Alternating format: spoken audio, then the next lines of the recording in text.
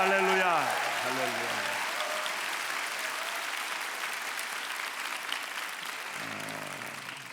아침에 이런 생각을 했습니다. 청년 때는 늦잠을 많이 자는데 앞에 보니까 우리 청년들이 어떻게 늦잠도 안 주무시고 새벽부터 이렇게 아마 밤을 꼬박 샜겠죠.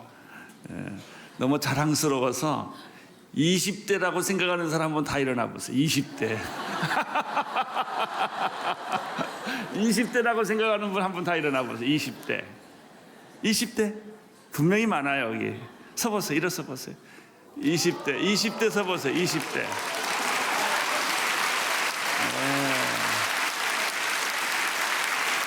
위에도 많이 있고. 박수로 우리 격려해 줍시다.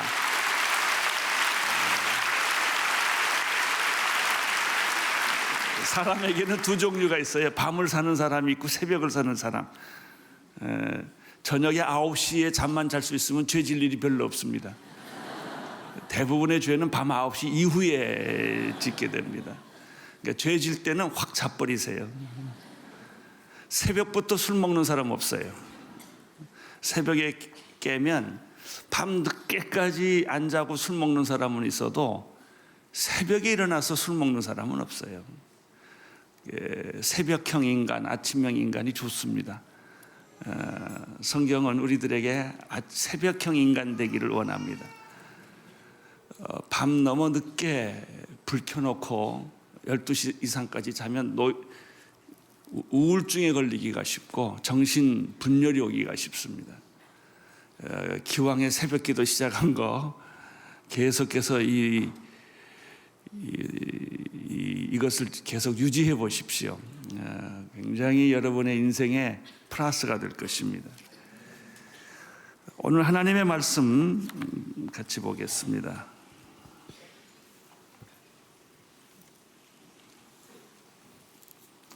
제목은 하나님의 나라는 이미 와 있다라는 것이죠. 1절을 보겠습니다. 1절 시작. 그 후 주께서 다른 70명도 세우시고 예수께서 친히 가시려고 하신 각 마을과 장소에 둘씩 짝지어 먼저 보내셨습니다. 이 말씀에서 우리가 발견하는 것은 뭐냐면 예수님이 혼자 일하지 않으셨다는 거예요. 어떤 분들은 일할 때 너무 유능해서 혼자 다 일을 하십니다. 또 남에게 일을 못 맡기는 분도 계십니다. 이런 분들은 일은 잘하는데 독재성을 갖기가 쉽습니다. 그리고 자기가 하면 얼마나 하겠습니까? 일을 나누어 주는 것이 좋습니다. 예수님은 제일 먼저 12제자를 선택하셔서 12제자들에게 사역을 나누어 주신 거예요. 그 중에도 3명을 좀 가까이 지냈습니다. 베드로와 요한과 야고보죠. 또 그 중에 12명 중에 하나는 배신자가 생겼습니다. 예수님도 12를 택했는데 그 중에 하나는 실패작이었다는 것이죠. 그런데 오늘 보니까 1명에서 12명, 또 12명에서 예수님이 지금 몇 명이에요? 70명. 구약에도 70인이라는 그 얘기가 나오는데 70명을 뽑아서 둘씩 짝을 지었어요. 그러니까 35쌍이 되겠죠. 그렇게 해서 이 사람들을 각 마을과 장소로 파송을 했다는 것이죠. 여기서 우리는 예수님의 위탁, 남을 믿어주는 것과 두 번째는 예수님의 지혜를 발견할 수 있습니다. 내가 대한민국을 다 어떻게 하겠습니까? 유능한 대통령은 국민들이 열심히 일할 수 있도록 동기부여해 주는 거예요. 본인이 하는 게 아니고. 또 학교에서 선생님이나 교수님이나 또 직장에서 사장님이나 이런 분들이 혼자 유능하게 일을 많이 하는 것보단 자기와 같이 일하는 사람들에게 업무를 적절하게 분담을 해서 그들로 하여금 책임감을 가지고 창의성을 가지고 일할 수 있도록 도와주는 것이죠. 그 베드로 모세도 광야에서 일할 때도 이드로 장인하고 관계도 그렇게 되어 있습니다. 특별히 교회 안에서는 일을 독점하면 안 됩니다. 또 몇 사람만 일해도 안 되고요. 그 사람 없으면 일 안 된다는 것도 안 좋습니다. 그 사람 없어도 일 잘 돼야 됩니다. 제 목회적인 꿈은 뭐냐면 내가 없어도 잘 되는 온누리교회예요. 제가 작년에 7개월 일본 가서 살지 않았습니까? 그래서 제일 큰 숙제가 내가 없을 때 교인이 빠지나 헌금이 주나. 근데 기분 나쁘게 헌금도 안 줄고 사람도 안 줄고 너무 좋았어요. 제가 그게 이제 내가 자리를 비워도 교회는 우리 목사님들, 부목사님들, 우리 장로님의 리더십에 의해서 교회가 잘 움직여 가는구나. 그렇게 자랑스럽더라고요. 내가. 여러분 가정에도 다 일을 분담하는 게 좋아요. 아내만 일한다든지 아버지만 뼈 빠지게 일한다든지 그러면 안 돼요. 다 골고루 일하면 좋아요. 예수님도 전도할 때 이렇게 70명에게 두 가지를 위임했죠. 파워, 능력과 authority, 권세를 위임했어요. 위임이란 두 가지예요. 능력도 위임하고 권세도 위임하는 것입니다. 그런데 여기서 또 한 가지 재미있는 것은 전도할 때 혼자 안 보냈다는 것이죠. 언제나 둘씩 짝지어 보냈습니다. 저희가 전도 훈련할 때도요, 이제 길거리에 나가 전도하면 둘씩 짝을 지어서 갑니다. 한 사람이 전도할 때는 한 사람은 옆에서 돕는 거죠. 그리고 기도를 해주는 거죠. 전도는 내 능력으로 하는 거 아니에요. 내 설득력으로 하는 것도 아니에요. 그러니까 여러분들 걱정하지 마세요. 내가 지식이 많아서 전도하는 것도 아니고 말빨이 세서 전도하는 것도 아니고 전도는 성령의 인도하심이에요. 그래서 어떤 사람은 잘 믿을 것 같은데 안 믿고 어떤 사람은 전혀 안 믿을 것 같은데 쉽게 예수 믿는 사람이 있는 거는 그것이 인간의 이성을 넘어서는 작업이기 때문에 그렇습니다. 자, 2절을 보십시오. 시작. 2절 시작. 예수께서 그들에게 말씀하셨습니다. 추수할 것은 많은데 일꾼이 적구나. 그러므로 추수할 주인께 추수할 밭으로 일꾼을 보내달라고 청하라. 오늘 우리 시대는 어떤 시대인가? 추수의 시대다. 농사 질 때 보면 씨를 뿌리는 단계가 있고 씨를 뿌려서 김을 밭을 매는 단계가 있고 자라는 걸 잘 비료를 주고 관리하는 단계가 있고 이제 열매를 맺는 단계가 있습니다. 역사라고 하는 것은 우리가 살아가는 이 역사도 씨 뿌리는 역사가 있고 가꾸는 역사가 있고 열매 맺는 역사가 있고 추수하는 역사가 있는데 지금을 가리켜 종말이라고 부릅니다. 이 세상 돌아가는 걸 보면 이제 끝이 다 온 것 같은 느낌을 숨길 수가 없어요.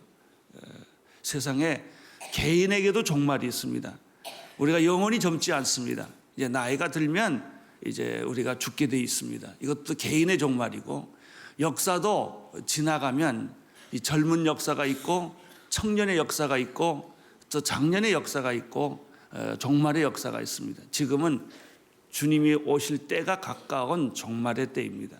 이걸 다른 말로 말하면 추수 때라는 거예요. 예수님이 말했습니다. 희어져 추수하게 되었구나. 온 밭에 밖에 나가보니까 모든 곡식이 지금 다 익어서 추수꾼의 손을 기다리고 있는 거예요. 추수꾼. 그게 중요한 단어가 추수꾼이에요. 이 시대에 하나님이 필요한 사람을 추수꾼이라고 그래요. 이 추수꾼을 다른 말로 말하면 사도예요. 제가 계속해서 하는 말이 있어. 제자와 사도. 제자는 예수님이 콜링 부르는 사람이고 사도는 예수님이 보내는 사람. 부름을 받고 예수님 안에서 훈련을 받으면 이제 두 번째 단계가 뭐예요? 나가는 거예요. 여기 온누리교회에서 여기 오래 머물지 마세요. 나가세요, 다들. 여러분을 필요로 하는 곳에 선교지로, 미전도 정적으로, 외국으로, 지방으로 다 나가서 우리를 필요하는 사람들에게 추수꾼이 되어주는 것이죠. 예수님 말씀하셨어요. 추수할 때가 되었는데 추수꾼이 없구나. 이 말이 무슨 말인 줄 아세요? 추수 때 추수 안 하면 곡식이 다 썩어버려요. 추수 때 추수해서 곡식을 창고에 넣어야 그거를 유용하게 쓰는 것인데, 추수 때는 됐는데 추수꾼이 없어서 쌀이나 열매를 거둬들이지 않으면 다 그 감이나 배나 사과가 그냥 있다가 말라서 떨어지는 거예요. 지금 그렇게 됐다는 거예요. 이건 뭐냐면 주인의 안타까운 마음을 읽을 수 있어요. 곡식을 거두지 못하는 안타까운 마음. 여러분, 농부가 곡식을 잘 지었는데 태풍이 불거나 폭풍이 불어서 그 논을 쓸 수 없게 됐을 때 얼마나 그 농부는 가슴이 탑니까? 그렇게 고생해서 농사를 지어놨는데 가뭄이 왔어요. 땅이 쩍쩍 갈라지고 마음도 갈라지는 거죠. 그리고 추수를 다 못하게 됐어요. 그때 농부는 너무 화가 나서 밭에다 불 질러버리는 거예요. 차라리 그게 더 낫다는 거죠. 이게 하나님의 마음이에요. 여러분, 다 추수꾼의 사명을 갖게 되기를 축원합니다. 추수하는 주인에게 추수할 밭으로 일꾼을 보내달라고 말하라 그랬습니다. 여러분은 일꾼입니다. 추수꾼입니다. 이제 마지막 때에 하나님의 마무리를 하는, 역사적 마무리를 하는 때 하나님은 우리를 쓰시기를 원하십니다. 자, 그러면 추수꾼에게 주시는 메시지는 무엇입니까? 3절 뭐라고 그랬죠? 이제 가라. 내가 너희를 보내는 것이 마치 양들을 이리떼로에게로 보낸 것 같구나. Go! 가라 이거예요. 내가 말했지만 성경은 두 단어로 돼 있었어요. Come! 내게로 오라. 수고하고 무거운 짐을 진 자들은 다 내게로 오라. 죄인들은 내게로 오라. 병든 자도 내게로 오라. 인생을 파산당한 사람은 다 내게로 오라. 내가 너희를 쉬게 하리라. 내가 너를 고쳐주리라. 내가 너를 회복시켜주리라. 그러면 예수님께로 다 우리가 왔어요. 그 다음에 뭐 할 거예요? 눌러 죽치고 앉아있자 하면 안 돼요. Go! 가라는 거예요. Go! 기독교는 두 전치사로 되어 있었어요. From, to. 어디로부터 와서 어디로 향하는 거예요. 우리는 from sin, 죄로부터 빠져나와서 죄로부터 빠져나온다고 다 된 거 아니에요. 노라가 집을 튀쳐나온다고 해방이 아니에요. 노라의 고민은 자기가 가야 할 목적이 없었던 거예요. to, 어디로 갈 거냐 이거예요. 자, 집에 가출했어요. 너무 시원해. 아버지로부터, 권위로부터, 전통으로부터 빠져나왔어요. 그럼 자유예요? 아니에요. 자유가 아니라 더 불행한 일이 벌어져요. 그것이 탕자의 비유예요. 그럼 어디로 가야 돼요? To God! 하나님에게로 가야 돼요. 그것이 결론이에요. 우리가 세상으로부터 빠져나와서, 죄로부터 빠져나와서, 육신으로부터 빠져나와서 우리가 가야 할 것은 하나님 나라예요. 천국이라는 목표가 있어야 돼요. 하나님이라는 목표가 있어야 돼요. 그래야 인생이 방황하지를 않습니다. 방황이란 뭐냐? 출발은 있는데 목적이 없는 걸 가리켜 방황이라고 그래요. Go! 주님은 우리에게 가라고 명령하십니다. 사랑하는 온누리교회 성도 여러분, 특별히 새벽 기도에 나올 정도 열정이 있다면 못할 게 없습니다. 여러분 뭐든지 다 해낼 수 있어요. 네. 주저하지 마시고 영적인 용기를 가지시고 세상을 향하여 손을 펴고 담대하게 나가십시오. 네. 그 세상을 구원하십시오. 내가 너희를 보내는 것이 마치 양들을 이리떼로 보내는 것 같구나. 양들을 이리떼에게 보내는 것 같구나. 그렇습니다. 그래서 예수님이 하신 말씀 가운데 또 뱀처럼 뭐하고 비둘기처럼, 이게 세상 사는 법이에요. 너무 이렇게 그냥 끝까지 순진만 하면 세상 못 살아요. 뱀처럼 지혜로울 때가 필요해요. 비둘기처럼 온순하고요. 우리가 사는 세상은 양떼들이 사는 곳이 아니라 이리떼들이 사는 데예요. 거기에 우리가 들어가기 때문에 뱀처럼 지혜롭고 비둘기처럼 온수할 필요가 있습니다. 자, 이제 가는데 4절 보십시오. 가는데 어떻게 가라고요? 지갑도, 가방도, 신발도, 그 다음에 그 다른 본문에는 돈도 가져가지 말라고 그랬어요. 가는 길에 뭐라고 그랬죠? 아무에게도 인사하지도 말라. 무슨 얘기냐면 이렇게 살면 얼마나 웃기는 사람이겠어요. 이게 돈도 없지요, 뭐 가지고 있는 거 아무것도 없죠, 인사도 안 하죠. 이게 잘못 해석하면 꼴불견 크리스천이 돼요. 이 뜻이 아니고 사람 의지하지 말라 이거예요. 또 물질 의지하지 말라 이거예요. 어떤 선교사님이 선교지로 가는 걸 보니까 뭐 준비를 많이 해요. 카메라도 가져가고 비디오도 가져가고 뭐 장비가 그렇게 많아. 근데 전도는 하나도 못해.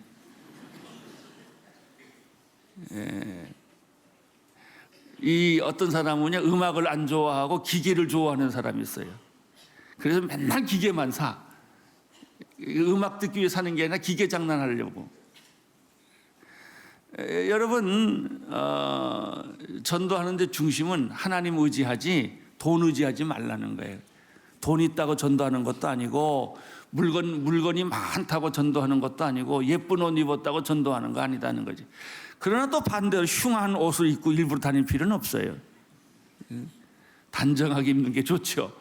일단 상대방이 시험 들지 않게 하는 게 제일 좋습니다.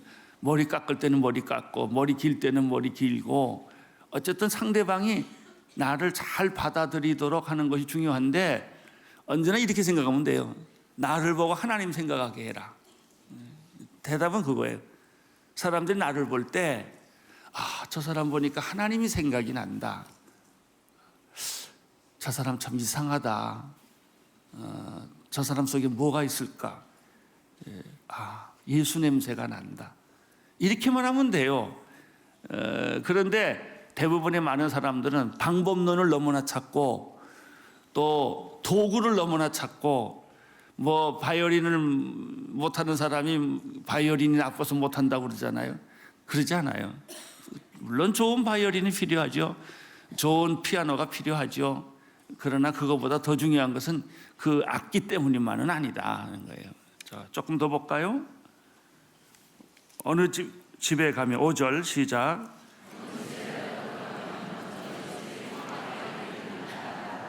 그곳에 평화의 사람이 있으면 내 평화가 그 사람에게 먹을 것이요, 만약 그렇지 않으면 너희에게 덜할 것이다. 아주 중요한 얘기예요.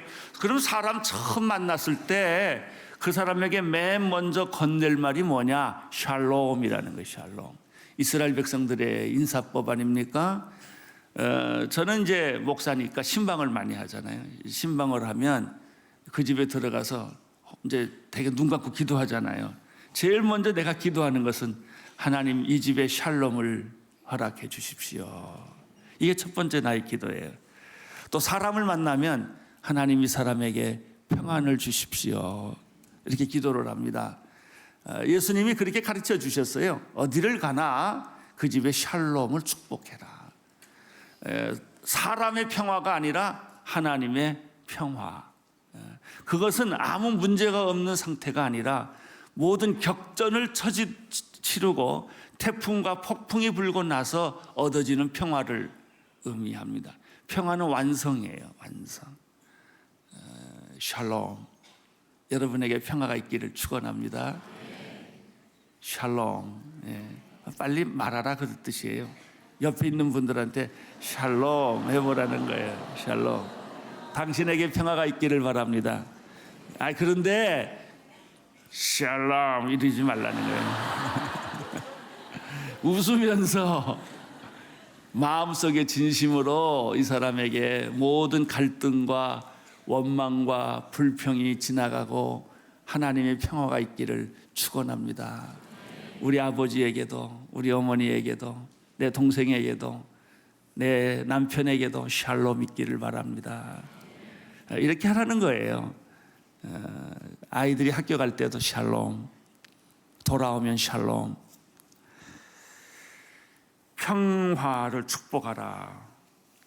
근데 평화가 내가 평화를 축복하면 평화가 있는 사람에게는 평화가 있을 거고 평화를 거절하는 사람에게는 평화가 없다 그 말입니다. 근데 어떤 사람은요 축복하면 축복을 거절하는 사람이 있어요. 내가 당신을 축복합니다 그랬을 때 니까짓 게 뭔데 축복하냐고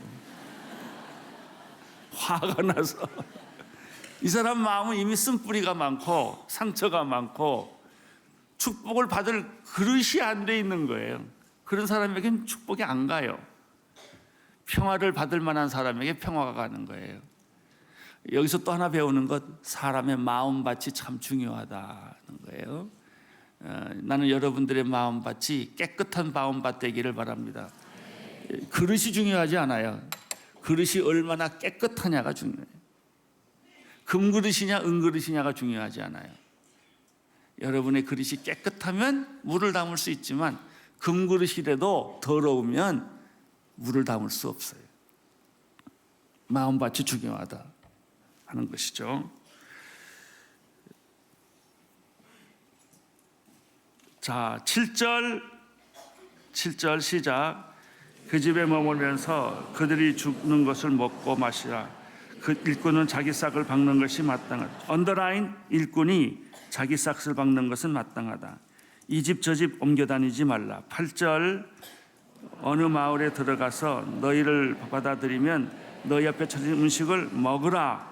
그리고 그곳에 사는 병자들을 고쳐주고 하나님의 나라가 가까이 왔다고 말하여라. 아주 단순한 그러면서도 의미 있는 얘기를 하셨어요. 일꾼이 주는 싹을 받아먹는 것은 당연하다는 것이죠. 그러나 월급 받기 위해 하는 건 아니다. 돈 받기 위해 하는 건 아니다. 우리가 사역이라는 것은 그런 물질의 대가를 원해서 하는 건 아니다 이거죠. 목사님들이 교회에서 월급을 받아요. 월급일까요? 아니면 그것은 당연한 대가일까요? 뭐 그 소리가 그 소리 같은데 여기 혼돈이 많아요. 월급 준다고 생각하면 사람들이 마음대로 부려요. 돈 주면서 사람을 조종을 한다고요. 신앙 관계는 그런 것이 아니다. 그러면서도 또 돈 받는 사람은 자기가 해야 될 책임이 있는 거예요. 이 관계가 잘하면 천국을 만들고 이 관계가 잘못되면 부르주아와 프로레타리아의 싸움이 돼요. 계급투쟁이. 따라서 여러분들이 전도자가 음식을 얻어먹는 것은 나쁜 것이 아니라는 성경의 말씀이 있어요. 그건 당연히 자연스러운 것이다. 그러나 여러분이 조심해야 될 것은 얻어먹기 위해서 전도하지 마라. 돈 벌기 위해서 교회를 이용하지 마라. 누구든지 이 말은 다 적용이 돼요. 교인이건 목회자건 돈이 중심이 되면 안 된다 하는 것입니다. 교회가 타락하는 이유는 이런 자본주의적 사고가 들어오기 때문에 그래요. 돈이 우선하는, 그래서 돈에는 이런 청교도 정신이 있지 않으면, 프로테스탄트의 윤리가 자본에 있지 아니하면 자본은 타락하게 되어 있어요. 돈이 무섭습니다. 하나님만큼 무서운 게 돈입니다. 돈을 초월할 수 있어야 됩니다. 그러나 우리가 돈 없으면 또 살 수도 없어요. 돈은 필요로 하지만 돈이 우리의 하나님은 아니라는 거예요. 돈을 적절하게 사용할 수 있어야 되고 돈을 부릴 수 있어야 된다는 얘기예요. 전도자가 어디 가서 일할 때 대접받는 거 나쁜 건 아니다. 그러나 그거 가지고 사람을 조종하지는 말아라. 그걸 가지고 신앙을 물질화시키지는 말아라. 그런 뜻입니다. 10절 넘어가겠습니다. 10절 시작. 그러나 마을에 들어가는 사람들이 너희를 환영하지 않으면 거리로 나가 이렇게 말하라. 우리 발에 불이 붙은 너희 이 마을 먼지도 너희에게 떨어져 버리고 간다. 그러나 하나님 나라가 가까이 왔다는 것을 알아야 된다. 내가 너희에게 말한다. 그날엔 소돔이 그 마을보다 견딜기 더 쉬울 것이다. 환영하지 않으면 어떻게 하느냐? 억지로 사정하지 말라는 거예요. 복음도 그래요. 이 사람이 받아들이지 않으면 억지로 집어넣는다고 되지 않아요. 그건 그 사람의 문제예요. 복음을 전하는 건 내 문제고 믿고 안 믿고는 그 사람의 문제예요. 믿는 은혜예요.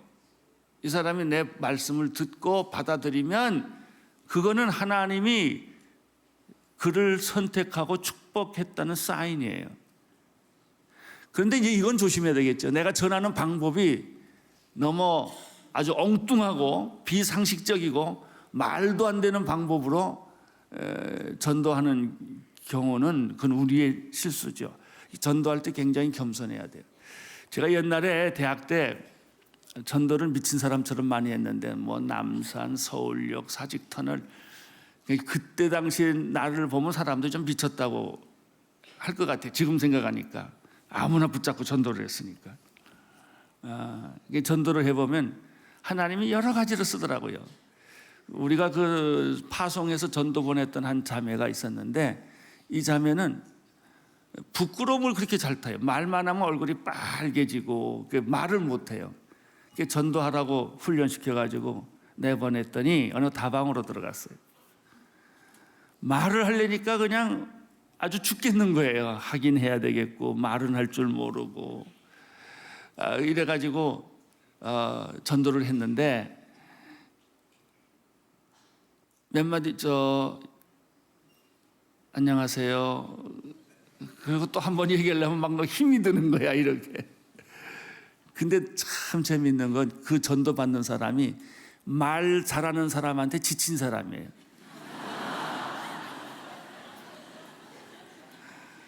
이 사람이 말을 떠듬떠듬 하니까 그게 좋아 보인 거예요.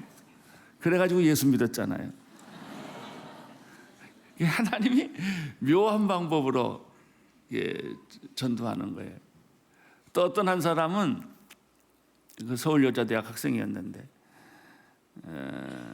전도하러 가라고 그랬더니 너무 힘들어서 전도 안 하고 도망을 갔어요. 그래서 전도를 안 하고 커피는 한 잔 먹고 시간 되면 돌아가야지. 그리고 커피 한 잔 먹으러 또 다방에 들어갔는데 하필 자기 앞에 인생의 모든 고난의 짐을 홀로 지고 자살할 것만 같은 한 여자가 저기 앉아 있는 거예요. 눈에 자꾸 그게 걸린 거예요. 갈까 말까 갈까 말까. 그러다가 마음에 결정을 했어요. 저 여자에게 무슨 문제가 있는 것 같다. 그래서 미안하지만 그러면서 제가 한 5분만 얘기해도 될까요? 그리고 이제 얘기를 붙였어요. 그랬더니 그 여자가 대답도 안 하더래. 그래서 나는 하나님을 믿는 사람인데요. 사형리에 대해서 이야기하러 왔습니다. 이제 그리고 얘기를 시작한 거예요. 쭉 얘기를 하니까 이 사람이 안 듣는 척하면서 다 듣더래요. 그리고 울더래요. 그게 자기가 놀란 거예요. 내가 이렇게 간단하게 말했는데 어떻게 상대방이 울까? 그러더니 이 사람이 주섬주섬 자기 핸드백에서 약봉지를 꺼내더래요. 나는 인생에 이런 어려움이 있어서 자살하려고 지금 약방을 뭐 30곳인가 40곳을 돌아다녀가지고 수면제를 다 얻어가지고 이제 마지막으로 다방에 와서 쉬고 있었대요. 근데 당신 얘기를 들으니까 내가 이 약을 내가 가지고 있으면 안 되겠다고 한번 다시 살아보겠다고 그 약봉지를 주더래요. 이 여학생이 그냥 쇼크를 받은 거예요. 내가 만약 전도를 안 했더라면 이 사람은 어떻게 됐을까? 기도해주고 그냥 허겁지겁 뛰어왔어요. 약봉지를 들고. 그리고 울더라고요. 그래요. 어떤 사람은 그냥 복음을 준비한 사람들이 있어요. 내가 별로 설득력 있게 말도 못했는데 그 사람은 인생의 꼭지까지 왔고 그 사람은 인생의 마지막까지 왔는데 내가 만날 수 있어요. 그 사람은 그냥 너무나도 쉽게 눈물을 흘리며 예수님을 영접하는 거예요. 지금 이 안에 굉장히 인생의 황당한 일을 당한 사람이 혹시 앉아 있을지 몰라요. 오늘 그 사람에게도 하나님의 은혜가 넘치기를 축원합니다. 그러나 아무리 설명을 잘해도 복음을 받지 않는 사람이 있어요. 제가 한 번은 숙대 앞에서 떡볶이 집에서 전도를 했는데 군인 둘이 술을 먹고 한 사람은 술 먹고 한 사람은 챙기고 있더라고요. 나 저 군인들한테 전도해야지 맘 먹고 둘 중에 하나를 딱 보니까 술 먹은 사람은 예수 안 믿을 것 같고 말짱한 사람은 예수 잘 믿을 것 같더라고요. 그래서 말짱한 사람 붙잡아 놓고 이제 전도하기 시작을 했어요. 한참 했더니 잘 듣는 척 하더니 안 들어요. 안 듣고 하는 말이 제가 좀 들어야 돼요. 제가. 그래서 자기는 도망가 버리고 그 술 취한 친구한테 나를 인계해 주더라고요. 그 술 취한 친구는 얼굴 표정이 도저히 예수를 안 믿을 것 같은데 전도를 했더니 놀랍게도 이 친구가 술 먹은 가운데 다 듣더라고. 술 취한 가운데. 그러면서 나뭐 형씨 내가 취해서 이런 거 아닙니다. 나도 옛날에 교회를 다닌 적이 있었는데 당신이 오늘 나를 다시 깨우쳐 줬다고. 나는 군대로 돌아가면 교회 갈 거라고. 이러더라고요. 그러니까 내가 잘 믿으리라고 생각했던 사람은 전혀 복음하고 상관없이 안 받고 전혀 엉뚱한 사람에게 전도했던 경험이 있어요. 오늘 성경도 그런 말을 하네요. 복음을 받아들이지 않는 사람한테는 그냥 포기하라고 하는 얘기예요. 포기라기보다는 발에 먼지까지 털어버리라는 거예요. 그러면서 하는 말이 이런 말입니다. 12절 시작. 내가 너희에게 말한다. 그날에 소돔이 그 말보다 더 견디기 쉬웠을 것이다. 여기 고라신과 벳사다 13절에 보면은 이것은 너무 아주 강팍한 도시 중에서도요 굉장히 도시가 부드러운 도시, 교양 있는 도시, 도시가 굉장히 착한 도시가 있고요. 도시 중에 아주 사악하고 악랄하고 악한 영이 있는 그런 도시들이 있어요. 그런 동네에서 사는 사람들은 마음이 다 악한 거죠. 나는 여러분이 사는 동네를 선하고 착한 동네로 만들기를 바랍니다. 그러나 어떤 동네는 깡패들이 살고 조폭들이 살고 사기꾼들이 살고 아주 흉악한 범들이 사는 그런 슬럼 지역들이 있어요. 성경은 이렇게 말합니다. 고라시나 화가 있을 것이다. 벳사다야 내게 화가 있을 것이다. 너희에게 베푼 기적들이 두로와 시돈에서 나타났다면 그들은 벌써 회개했을 것이다. 아무리 기적을 베풀고 아무리 말씀을 주고 아무리 능력을 행해도 이 악한 도시들은 회개할 줄 모른다 이거죠. 이런 도시를 가리켜 우리는 뭐라고 그래요? 소돔과 고모라라고 그래요. 소돔과 고모라. 거기는 게이가 있고 레스비안이 있고 거기는 성적인 타락이 있고 거기는 사기꾼들이 있는 때로 몰려지는 이제 여러분이 구약에서 소돔과 고모라를 가만 보면 내가 말한 것들이 다 거기 있어요. 유황불로 그 도시는 멸망하지 않으면 더 이상 갈 길이 없는 그런 도시예요.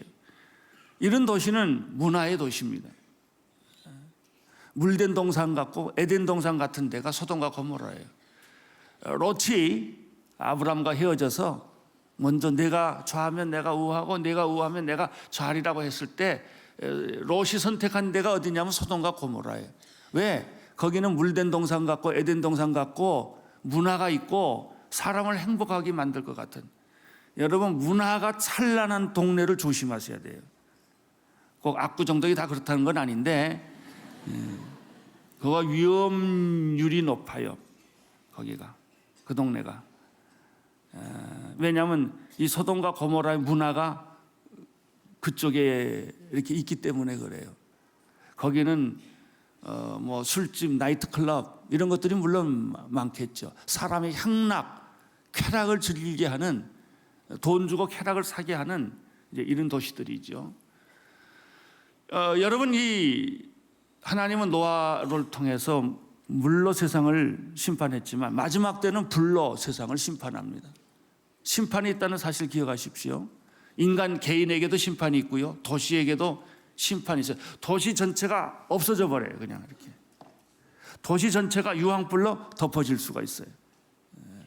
제가 고린도와 데살로니가와 이런 지역을 여행을 처음 해봤을 때 굉장히 놀라는 것은 조각품들이 전부 성행위를 하는 그런 조각품으로 가득 차 있다는 거예요.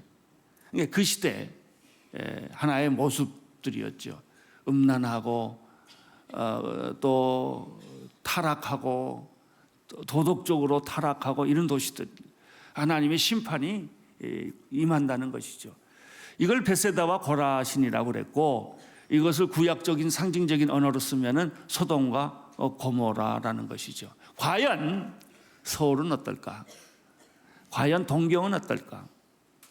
과연 뉴욕과 파리는 어떤 것일까? 그렇게 화려한 도시라고 해서 깨끗한 도시일까? 축복받은 도시일까? 하는 거예요. 이 문화에 한번 중독이 든 사람들은 문화를 피해서는 못 삽니다. 그러나 우리들은 문화의 천병으로서 문화를 구원할 책임이 우리에게 있습니다. 혹시 이 장에 패션 하시는 분들, 디자인 하시는 분들, 작가분들, 다 여러분들은 이 세상을 구원할 수 있는 그런 도구를 가지고 있는 사람들입니다. 마귀가 원하는 글을 쓰지 마시고, 마귀가 원하는 그런 패션과 디자인을 하지 마시고, 하나님이 기뻐하는 생명의 디자인, 생명의 패션들을 하시면 좋겠습니다. 조금만 더 보겠습니다. 15절 16절 시작. 그리고 너 가버나움아, 내가 하늘까지 높아지겠느냐? 아니다. 너는 처음 저 음부까지 내려갈 것이다. 너희 말을 듣는 사람은 내 말을 들을 것이요, 너희를 배척하는 사람은 나를 배척하는 것이요, 또 나를 배척하는 사람은 나를 보내신 이를 배척하는 것이다. 삼각관계가 있어요. 제자들을 배척하면 예수를 배척하는 것이고, 예수를 배척하면 하나님을 배척하는 것이다. 거꾸로 합시다. 제자들을 환영하면 예수님을 환영하는 것이고, 예수님을 환영하는 것은 하나님을 환영하는 것이다. 우리는 하나님의 추수꾼으로 이 시대에 부름을 받았습니다. 여러분, 샬롬의 사람이 되기를 바랍니다. 어디를 가나 평화, 살리는 사람, 남을 죽이는 사람, 파멸시키는 사람이 아니라 사람을 살리는 역할, 살리는 직업, 여러분이 하는 일들마다 사람을 살리는 그런 역사가 있게 되기를 축원합니다. 우리 하나님께 감사의 박수 올려드리십시오.